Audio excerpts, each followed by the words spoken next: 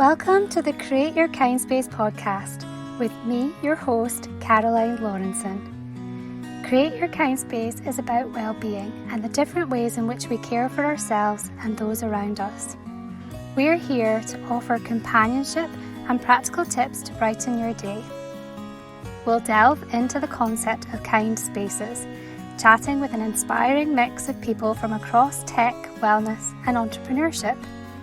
Let's learn together and sprinkle some much needed kindness in the world. So take a pause, relax, and let's start the journey. If I say the words life admin, what feelings come up for you? Is it immediate overwhelm?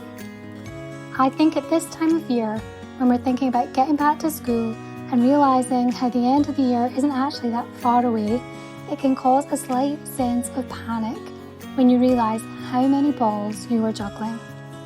My guest today, Ann Reid, has created a super user-friendly digital solution called Doqit that brings together all that life admin into one place and offers timely reminders, so you'll never drop a ball again. Hello! So I have another amazing episode for us, and I guess what I'll maybe start off by saying is that I've been doing this for over a year now. Well, it will be by the time this episode comes out, and I am now starting to feel almost a bit of responsibility about curating and bringing people in that are helpful and have lots of advice and wisdom, because I appreciate people's time so much and I don't want to waste people's time. And so I actually have literally the perfect guest for everyone today. Because Ann is not only an amazing entrepreneur and founder, but she's also been creating this platform that helps busy people like you and me to kind of get our lives in order. So we're going to have a really nice chat about Catherine's work, and then also tips around life admin and life in general and all the other things that come up. And hopefully this will help to mentally lighten the load for everyone and maybe banish some of the paper clutter. So hello, Catherine. I'm so happy to have you. Hi, Caroline. It's lovely to see you. Thanks for having me. Awesome. So to kick us off, perhaps you could tell our listeners a little bit about your background and how did you end up becoming a tech founder? Goodness. So, my background is actually over 30 years B2B sales, primarily in the communications industry. And I don't mean telephone communications, but marketing communications. So, started off life in advertising, typesetting, design, and it was an area I loved. I think the media industry was great, it's pretty fun. Um, 22 years ago, next week actually, I gave birth to my daughter Chloe, and that was when the sort of change in me started, and the change towards becoming a tech founder. So when Chloe was a baby, I found myself unexpectedly going through a divorce. Chloe has complex additional needs. Both of these, so her medical diagnosis and the divorce both came with their own small rainforests of paperwork. And I just found myself completely overwhelmed. Um, and that was where the sort of first thought around organisation of paperwork started for me. And actually, as time moved on, the overwhelm and the challenge of it all became worse, because we then started to move into this sort of digital transformation where everything became emails, apps, platforms, cloud storage. And I had what I describe as uh, piles, files, and clouds. So I was quite an organised person, but I still, I think the tipping point for me was when I paid my tax return late for the third year in the bounds. And as a single parent, I thought, I can't afford this, I would rather have burned the money out my back garden. Um, so I thought, right, I need to get something to help me. And I couldn't find anything. There was nothing.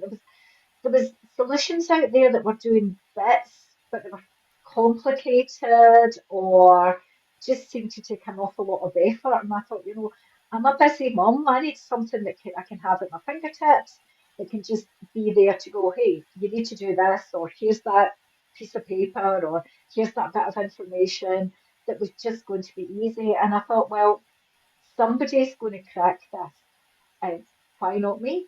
And that was where it started, and that was probably about 6 years ago, where I put my stake in the ground and thought, right, I'm going to do something about this problem, because by then I had discovered it wasn't a Catherine Ann problem. It was actually something that when I started talking to anyone really, everyone had a story. Everyone had a different story. Anything from I got a fine from my parking ticket, or I spent 3 hours looking for my title deeds. Um, the big thing that everyone says is I forgot to give my kids their lunch money, but that's not something you control. Oh, I love that. I I love that you were just like, why not me? Why not me? And do you know what? know. Sometimes it's a big problem that a lot of people identify with. And I think you would almost think, well, surely someone solved this. But clearly they haven't, because we all have kind of our own ways of coping. And like, I think we were speaking before, like I love to use Trello and different tools like this, but they don't quite do everything that you need them to do. And it's easy for things to slip through the net. And then, yeah, you're like, oh man, the passport's run out. And then you have to go through like, the full application instead of doing the simpler updates. Or, yeah, like the lunch money. That's a No classic one's one. like, My son's like texting me. He's like, I have no money for lunch. Oh, yeah, yeah. there has to be an easier way. But yeah, I mean, the thing for people was a we're living in a subscription economy, and people do, and we're a subscription, so no apologies. But what happens is people sign up for things, they forget, and because it's small amounts of money, maybe every month, they don't see that £7 or £8, and years can go past. I was speaking to a lady who she was telling me she was setting up her business, and as a founder, the first thing you do when you set up your business is you go through your bank account and see what you can get rid of. And she had this payment for, I think it was £10 or £12, and it was for a warranty for a fridge freezer in a property that she'd left 10 Yeah. years previously. I mean, There's lots of people have that I sort of mean, thing. Yeah, I know. I was I just helping um my in-laws over the summer going through their paperwork and like letters and bank statements and stuff, and we found a few things like that I was like, "You, what is this that you're paying for? Because I don't think you even have this thing anymore." And then like going to the bank and trying to get payments stopped, and yeah, it's amazing what you find that you didn't even realize. And I think it does get confusing because, things happen on different frequencies as well. So it might be something Mhm. that's only annual, and actually that's really easy to miss. Whereas the monthly things are maybe a little bit easier to catch. No, it's true. I mean, I had signed up to Jib Jab of all things. I think it was to make a Christmas like little song to send out to the family. And in order to sign up, you have to take like a free trial. Um, and this was before I had Doqit, and then this money came out. I think it was £25 came out of my account. I had no idea what that was for.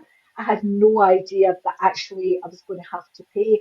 I'm going to say, in fairness to Jib Jab, I wrote to them and they refunded my money straight away. But not every subscription does that. No, and to be fair, like they're not doing it to swindle you. I think, No, that not the at whole all. like free trial thing is very normal. I think it's just Yeah, us as humans. It's very normal for us to like, you know, try it, or, get the free thing that you want to get, and then it's out of your mind. Like you don't yeah, think about it anymore. Um yeah, I guess it's human nature. yeah.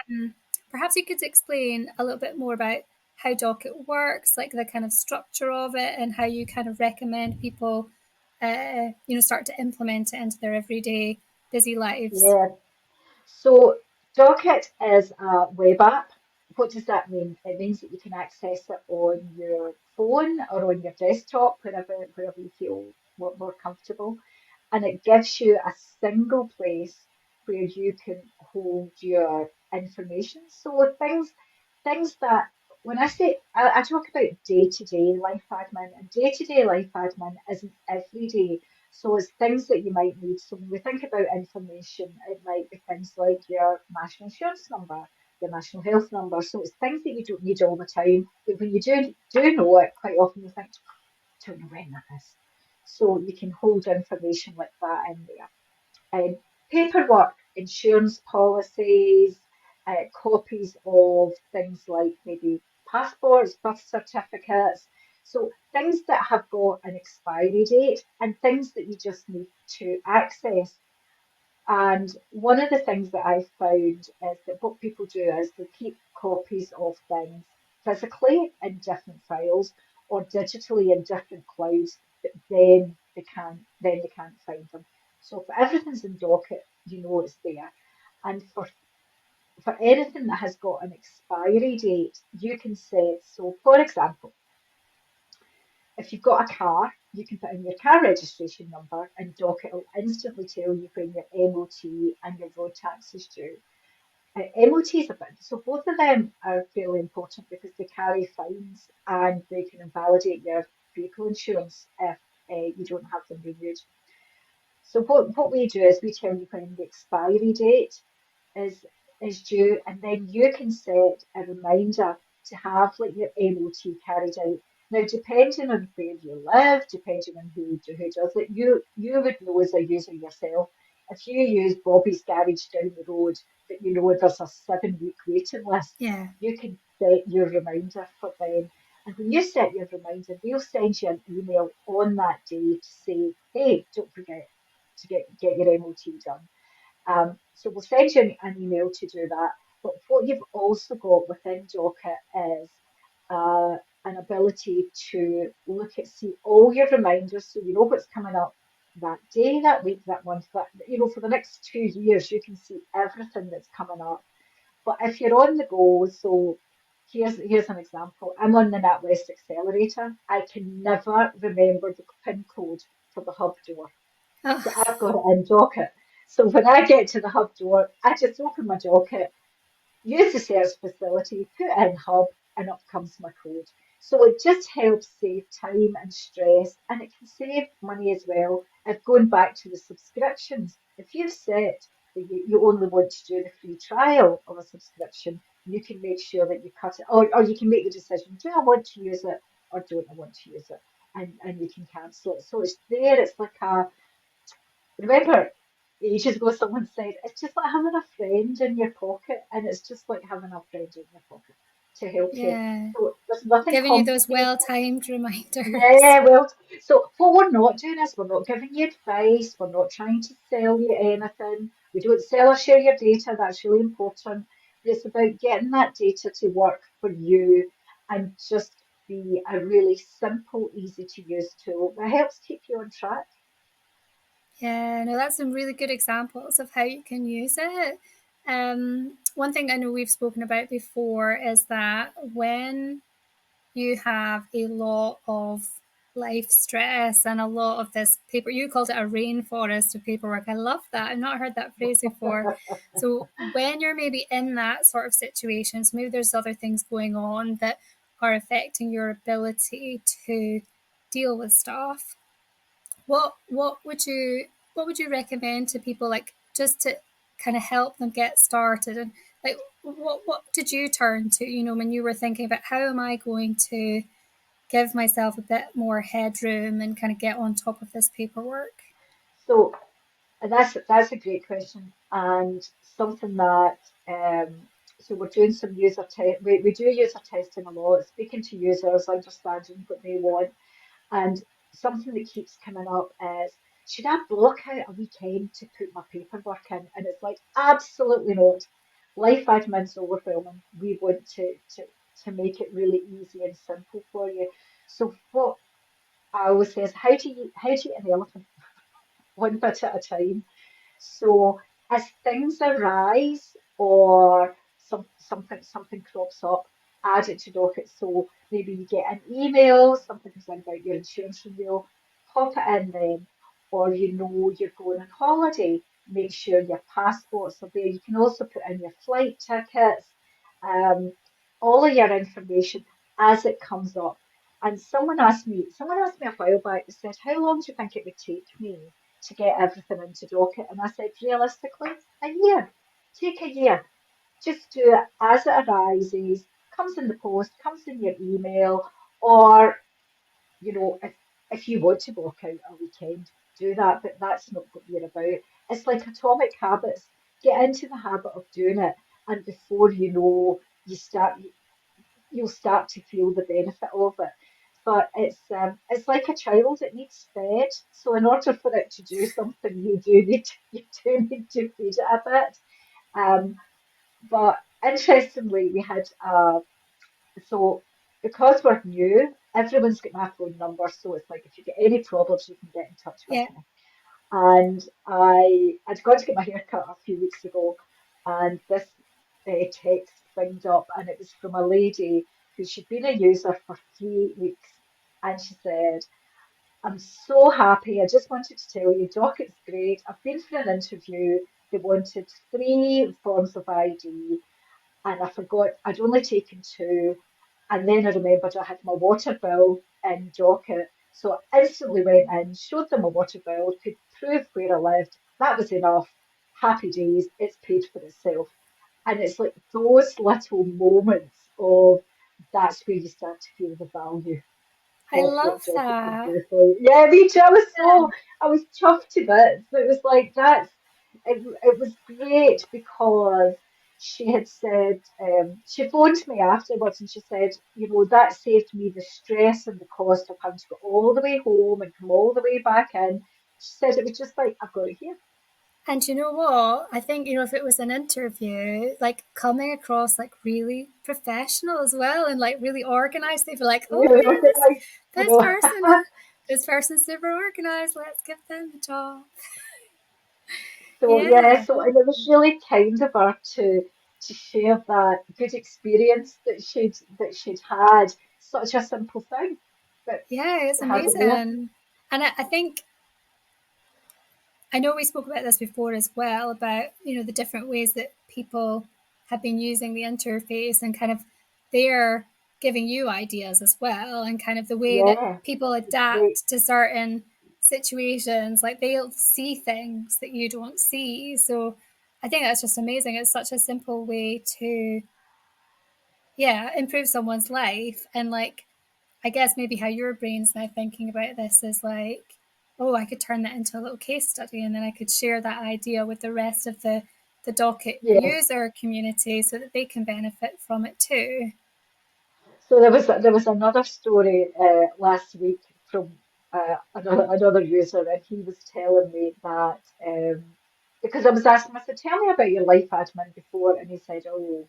He said he had gone out. He doesn't. He said it was a works night out, and he said, and we went to a club, and he said it was the first time I'd been to a club since they were discos. And I went, right, okay, I hear you. And he said, when I got there, he said, the guy at the door said, I need your ID. And he was like, what? I need your ID. And he said, yeah, and I said, oh, I know, I think that's the rules now. Yeah, When you no go matter out, what age you you have are. to, no matter what age you are, you have to prove your ID. Anyway, he said he was like three sheets to the wind, 1:30 in the morning, had to phone his wife to get a picture of his passport to then send it to him so that he had it. And he said, not now. He said, I can put it in Docket. And I went, well, there you go. Docket saves marriages. That's it. That could be a new thing.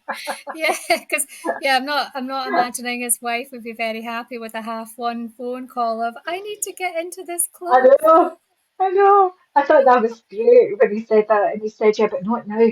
And I thought, oh, he's obviously planning on going clubbing again. Yeah, be prepared next time. Oh gosh, yeah, it's so interesting, isn't it? I think it is fascinating to me. Like when I think about the kind of psychology side of how people approach their life admin and just their lives in general. We were talking, weren't we, the other day about decluttering and kind of home Mm, organization, and maybe some of the analogies or some of the parallels that you could draw between, how someone approaches their life in general and then how they might approach the the admin side of things, of how they kind of make sure they've got all their paperwork in order. um, yeah, so it's just fascinating how people see things so differently, and actually kind of find maybe fun use cases as well as the kind of more mundane sort of, this needs to be done. So yeah, it'd be yeah. amazing to see what other stories you discover along the way. I know. I do love hearing the stories that people share. There's another really important one came out, which was um, a lady who same age as me. So uh, she's been working since 1980, and in 1980 she got a works pension. She had very diligently kept all her annual benefit statements now that's something we say you should always keep your annual benefit statement for lots of reasons. Back then people had maybe one or two pensions. That's now going to increase to around about 11 because of auto enrolment as time moves forward. But she has reached 60 retirement age, and she got a letter through from the pension company who had been taken over. It was either two or three times, I can't remember, but the amount that they'd said she was due was incorrect. She was able to go back because she had diligently kept a lever arch file with all her annual benefit statements and produced the original documentation that the company who had subsequently been taken over didn't have. They didn't Wow. have it. So she said, I mean, it wasn't a life-changing amount of money, but it was a fairly chunky, substantial amount of money because she had kept her paperwork. Now, back then, because everything was paper, you knew where it was, put it in a lever arch file. Today, because it does come in at you from different ways, it can be more difficult to keep track of. But if you have got it in Doqit, then you know what, you never know. But that was, for Gosh. me, that was a great example of getting your paperwork to work for you. Yeah, and that kind of discrepancy, I guess you would never You would normally never know. question or Mm, notice. Like you would assume that whatever numbers are presented are the correct numbers. I would yeah, never have thought of I that. And know. then, that's potentially missing out on a lot of money at a really important time in your life as well. Absolutely.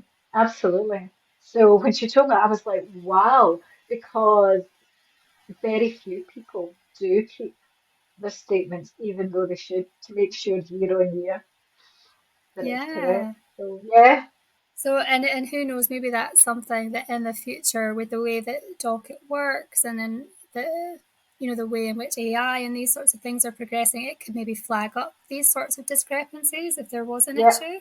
Yeah, that I would be think really with AI, helpful. yeah, I think with AI, the possibilities are just endless. But it always, so the possibilities with AI are endless, but it always has to be, is that what the customer wants? Yes, absolutely. Yeah, and Rather it than has to adding, serve a real purpose. Yeah, not absolutely, just for the sake of it, because not it just is the a bit bell of and a whistle. bandwagon at the moment, isn't it? Everything is Yeah. AI. Everything's AI, yeah.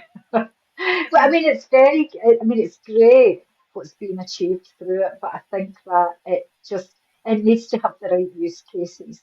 And as I say, be something that is wanted by the customer and it's serving them as opposed to just being a fancy add-on.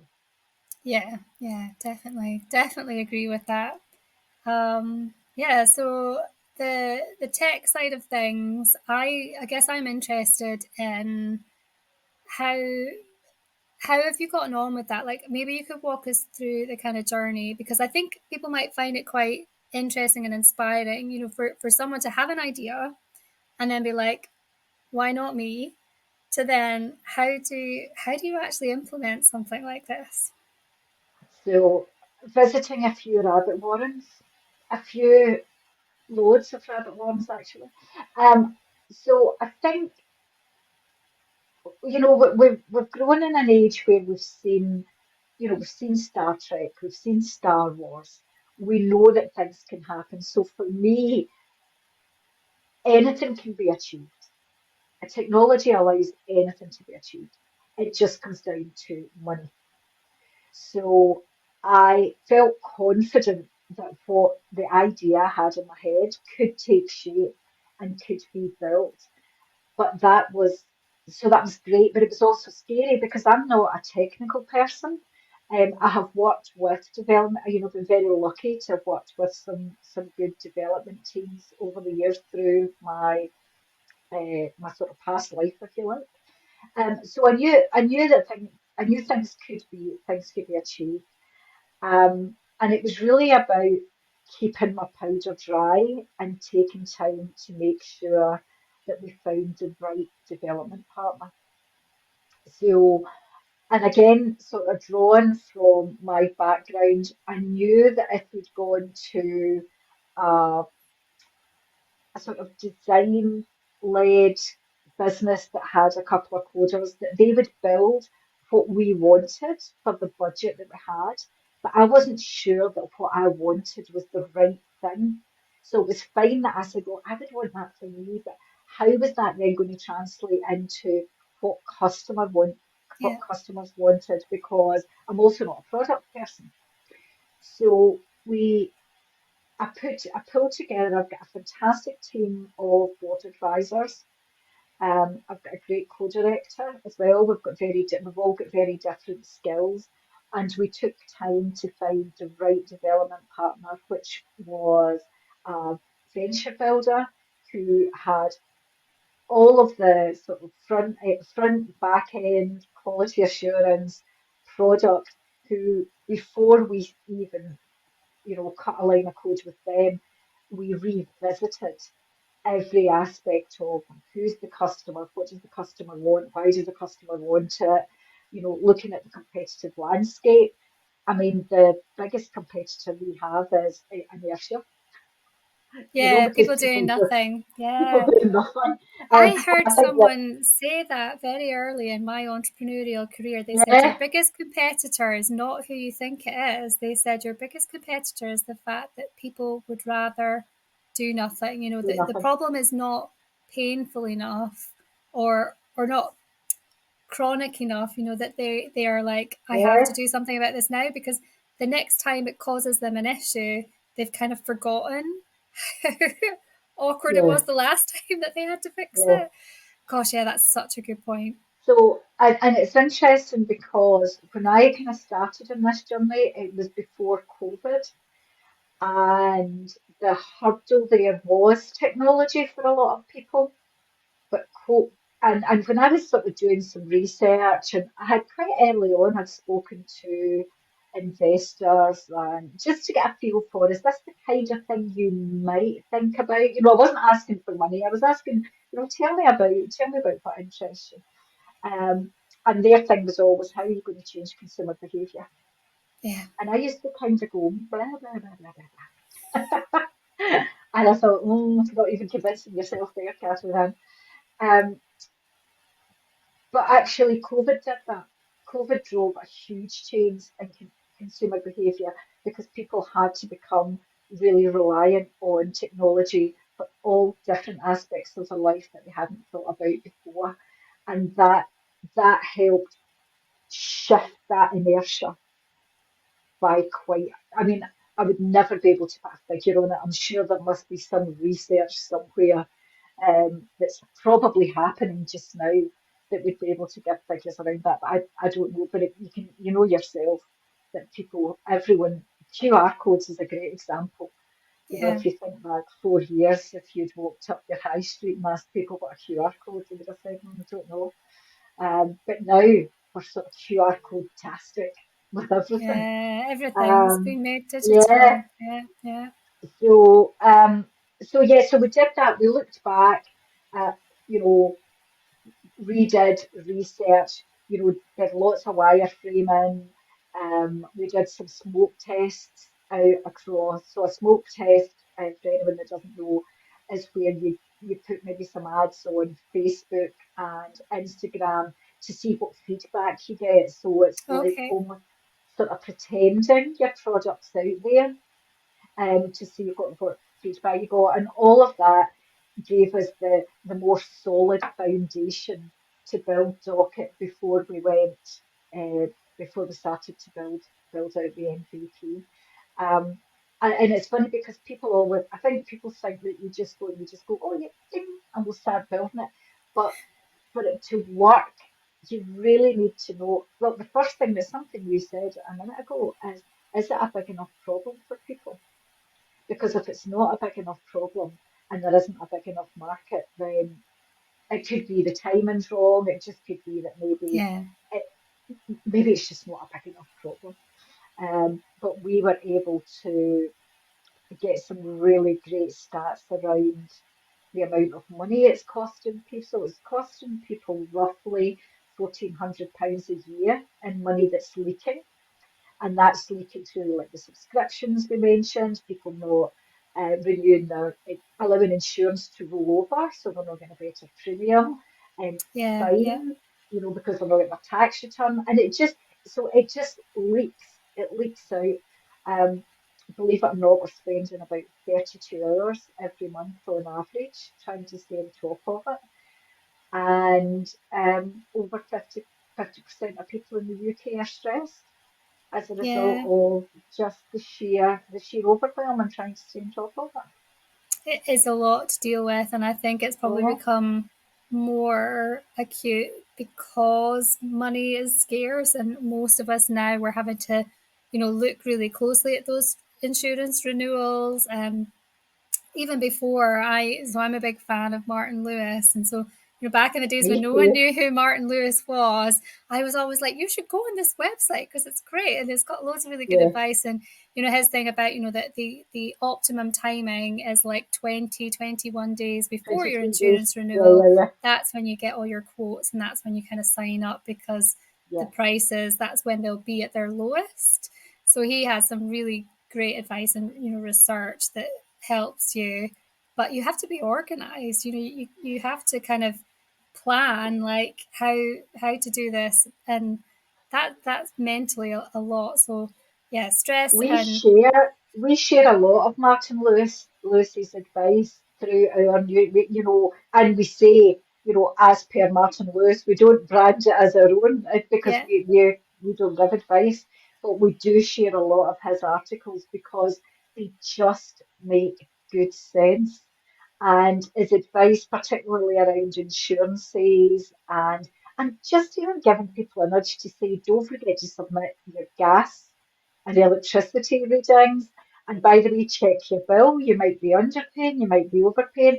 All of those little nudges just help people, avoid, give some peace of mind and avoid any kind of shocks around getting, um, maybe finding that they've been underpaying their utility bill and they've got a bill for £500 because nobody can afford that these days. no, I know. And it's even things like if your mortgage deal is coming to an end, being Yeah. prepared and kind of looking and seeing, like, does that mean there's going to be a big step change? Because I know when ours changed last year, it ended up it's more than £400 a month more, which is a huge amount of money to come Mhm. up with overnight. So yeah, I guess it just helps to reduce some of that stress. And unfortunately, money and those sorts of stresses and struggles that we have are they have a big impact on our mental health and our physical health as well. So 100%. I guess you're playing your part in hopefully helping people to, yeah, be a little bit less stressed, have better mental health as well. Definitely. I mean, overwhelm, worrying about having that voice in the back of your head going, I think there's something due. I mean, that was where I was at.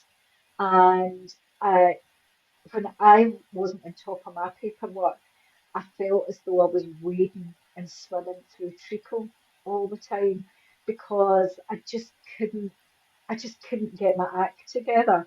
And kind of made worse by the fact that people were going, "You're doing a great job as a single mum," and I just felt I had more balls falling in my head than there was rain falling from the sky because I never knew when anything was due. I couldn't find anything. And actually, I wrote about this on LinkedIn the other day. I felt as if I was failing as an adult. It was ridiculous, and it was all because I just couldn't get on top of it. And that was just before that, right, I'm going to change this.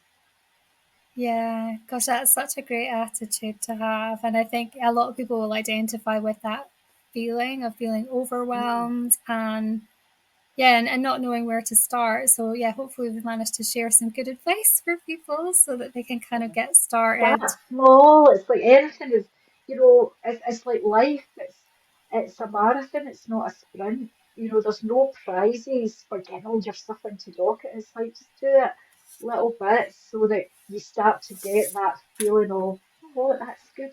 I've done that, or I've got that, or even just knowing, your passport renews in 8 years. But that's okay. It's not going to fall through the net. I've got it set.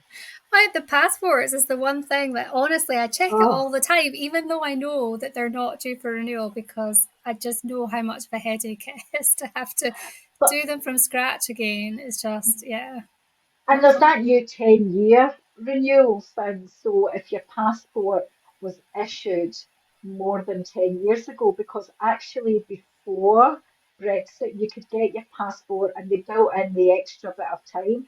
So like my passport has got, it wasn't issued more than 10 years ago, but I'm going to have to be careful with my passport because of the way the date, because of when it was issued versus when it expires. Okay, yeah. So yeah, so again, that's something that we send out little nudges to our users to make sure that they know that because if you're going on holiday, you need to make sure that your passport's got enough time in it because different countries now have got different rules. Yeah, Oh, it does. It's so it's really complicated, difficult. isn't it? It's really difficult. Oh, no, that's great advice.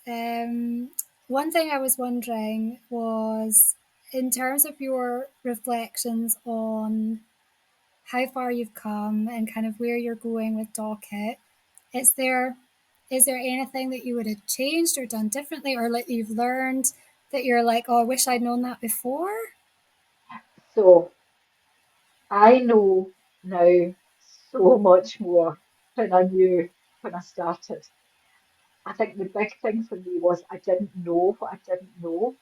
And when you don't know what you don't know, it's kind of like Paradise Island, and you're a bit excited because you think, oh, I'm going on this journey and it's going to be really great, and we're going to build this up, and then it's like, bam, you find out what you don't know, and that's not Paradise Island. That's quite a dark place.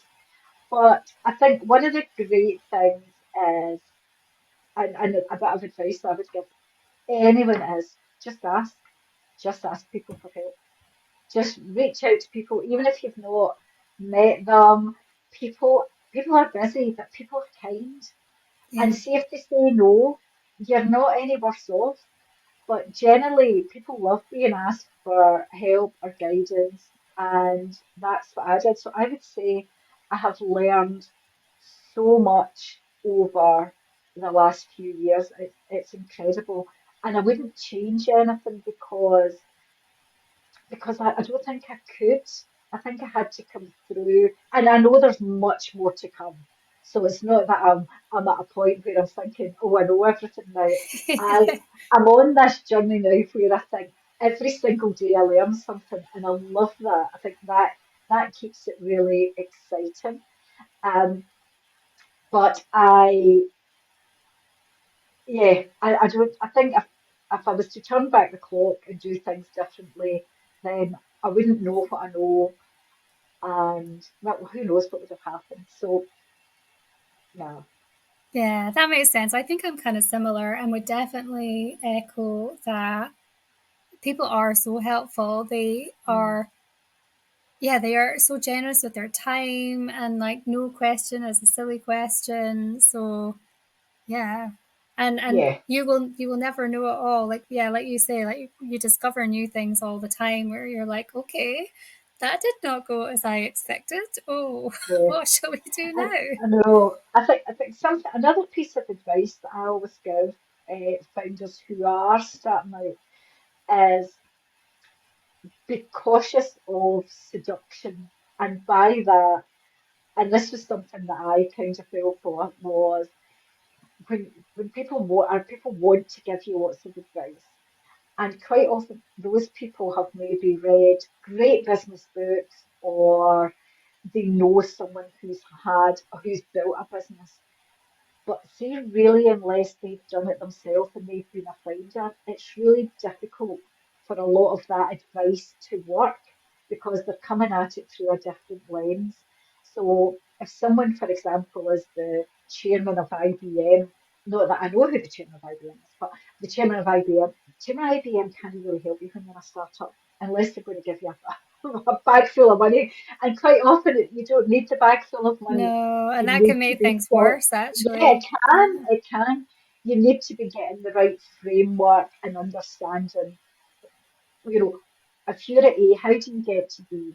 So not thinking about how do I get to Z, but how do I get to B? What is that next step? It's kind of like I always think about sales when people say it's hard to sell. It's like, well, you're never selling. What you want to do is you just want to get the next meeting or agree the next call. So it's like, what's that next thing? What's that next small incremental step? um, but being wary of the seduction of people that they do really want to help, but Yeah, it comes from a actually good place. it Yeah. comes from a good place, but quite often you can think, well, that's great, maybe I should do that, and it's, Yeah, and no one knows your business better than you do. And I yeah, think sometimes when it comes to advice, it can be, the context is different or that person's experiences is yeah, different. And then yeah, when you think about it, and for your customers and the kind of problem that you're solving, it isn't always the most appropriate thing to do. And I know I've definitely felt overwhelmed as well by the kind of good meaning advice where you're like, but I can't physically do all these things at the yeah. same time because I just don't have the No, resources. So yeah, that is a tricky balance and it is. easy to get overwhelmed and not knowing kind of almost it's a bit like your paperwork, isn't it? You get paralyzed by this whole thing of like, what is the next thing that I should be doing? Like, and how can I break this down into smaller chunks so that I can actually do something instead of being like frozen and not able to do anything? Yeah, I think that's something that having a child with complex needs has taught me is the small chunks, is breaking everything down into that smallest component part to achieve that before you go on to the next thing. That was one thing that Chloe has taught me. That and I remember when she was little, she didn't like pile up bricks, and we had a lovely therapist working with her, and she said, well, Chloe needs to know the bricks there. She needs to know to open her hand, close her hand, put it down, pick it up, and then do it. So I always think about the brick analogy Yeah. and apply that to work. So it's like, before we start building the tower, we need to know that the brick's there. Let's move it. Yeah, yeah. And when you speak about Chloe, it's so clear to me how much, she's a big part of your why. And yeah, and she just sounds like such a beautiful person. So maybe I'll Thank get you. to meet her one day as well. I would love that. Hopefully, yeah, hopefully. She's an incredible, well, she's a young woman now. She'll be 22 next week. And yeah, she's she's quite something. Her determination to just to be all she can be is quite incredible. And she's a wee social butterfly as well, which is lovely. I love that. Oh, yeah. So, yeah, it's our kids, I think, that drive a lot of our, desire to do Yeah, well for definitely. them and to give them a better life. And I often feel like although I think sometimes like my kids teachers probably think we're a bit crazy because obviously the kids go into school and they talk about weird stuff that none of the other children talk about, but I do feel like there is the role model aspect of showing young people that it's okay to do something different and try something that you don't necessarily know is going to work, but have a go anyway, I think is really, really important. Yeah, And that determination, and maybe it kind of has rubbed off, her determination's rubbed off on you, but I think you probably also have kind of helped in that role model aspect as well. yeah. No, what absolutely her determination. I mean, we were told that she would never walk, and Chloe's had to learn to walk 3 times because of surgeries. And I've got a photograph that anytime I'm feeling a bit, can I do this? And it's Chloe running, holding a beanbag. Um, and I use the term running really loosely, running at her speed, but the sheer grit and determination in her face. And I think, do you know what? She can do that. I can do anything. Yeah, I love that. I love that. I think I think the main or I we do connect so deeply because my mum was told the exact same thing about me, that I would never walk normally, and that what she had ahead of her was potentially watching me go through lots of operations and things. And I don't know how she coped with that. I feel like, watching my own children grow, and how much we want to protect them. It's Yeah, that for me, I guess I was quite blessed in that we went down the physio route only and didn't do any operations. And after like 3-4 years, that the physio did its job, but it wasn't easy for me or for her. And I feel almost a bit sad that she's not here now for me to be able to, have these sorts of reflective conversations Yeah, and tell her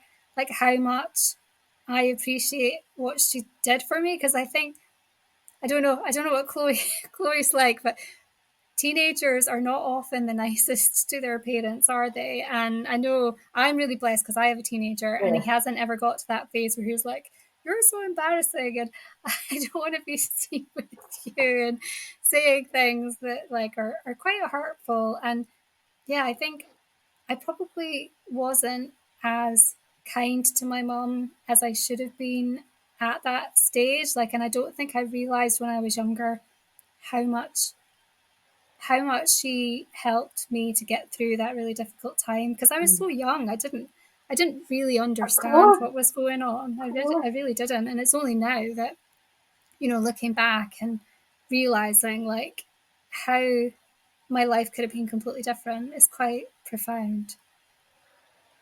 You're very lucky. And she was lucky to have you too.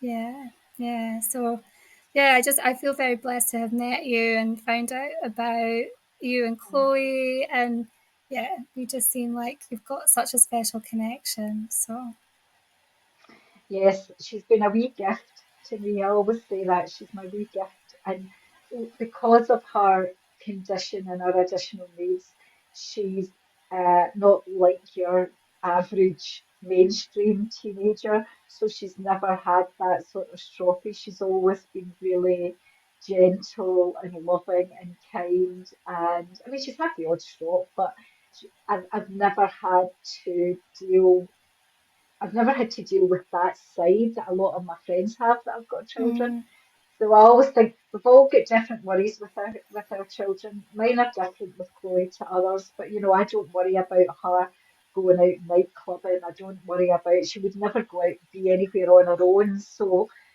my worries are totally different. yeah, that's a good And perspective I to feel have, lucky. isn't I it? feel really lucky that way, yeah. Yeah, yeah.